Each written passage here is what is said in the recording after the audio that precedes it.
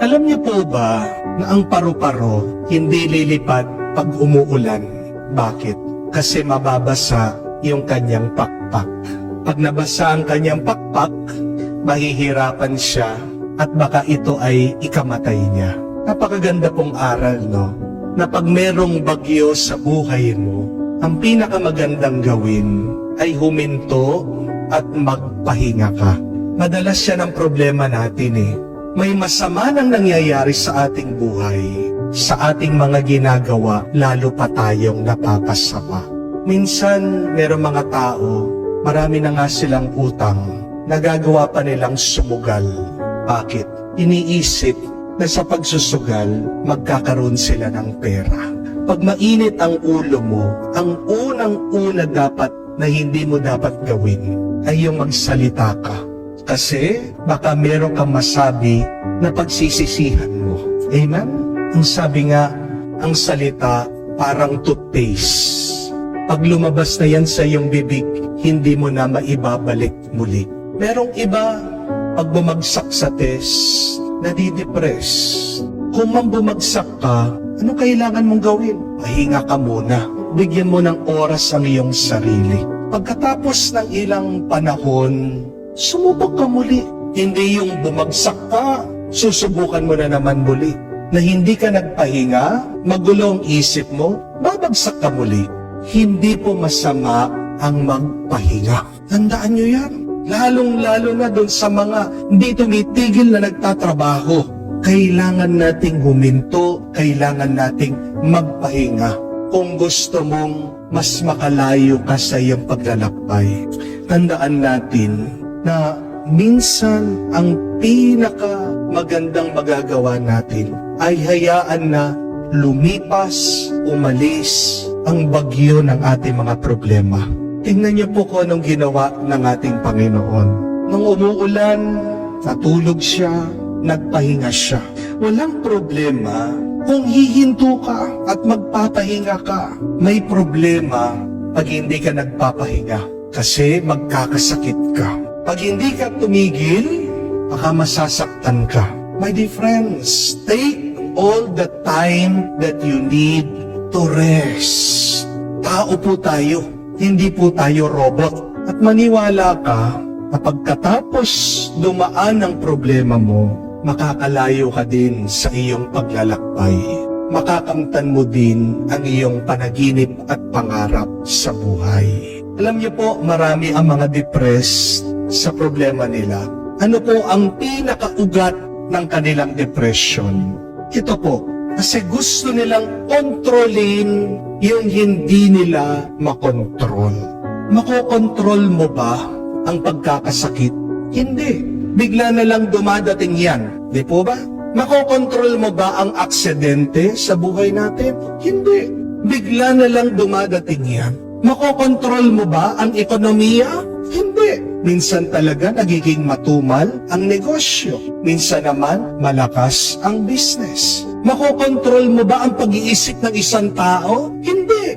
Isang araw, kinagigiliwan mo siya, tuwang-tuwa ka sa kanya, pero isang araw nagbabago yan. Nagiging mataray, wisit, mainitin ang ulo, walang pasensya, kaya nadidepress ka kasi gusto mong hawakan, kontrolin ang lahat ng bagay. Gusto mong maging payapa, gusto mong maging masaya. Just allow things to unfold. Let it be. Hayaan mo. If you cannot control it, and then allow God to control it. Allow God to hold on to it. Hayaan mo kung wala ka magagawa. Hayaan mo ang Diyos.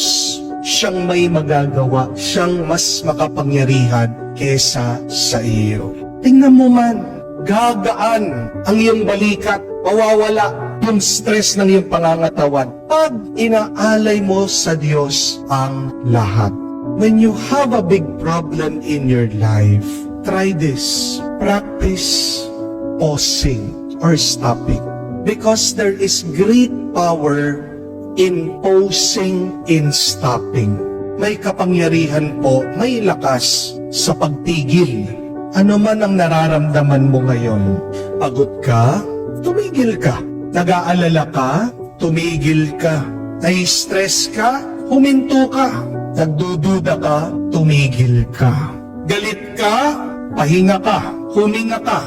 Nagmamadali ka, huminto ka muna. Kung gutom ka, tumigil ka, kumain ka. Takot ka, huminto ka. Naguguluhan ka, magpahinga ka. Kung nawawalan ka ng tiwala sa iyong sarili, hayaan mo muna ang mga bagay-bagay. Anong nangyayari sa iyo pag tumitigil ka? Maaari kang magdasal. That is the power of pausing, of stopping.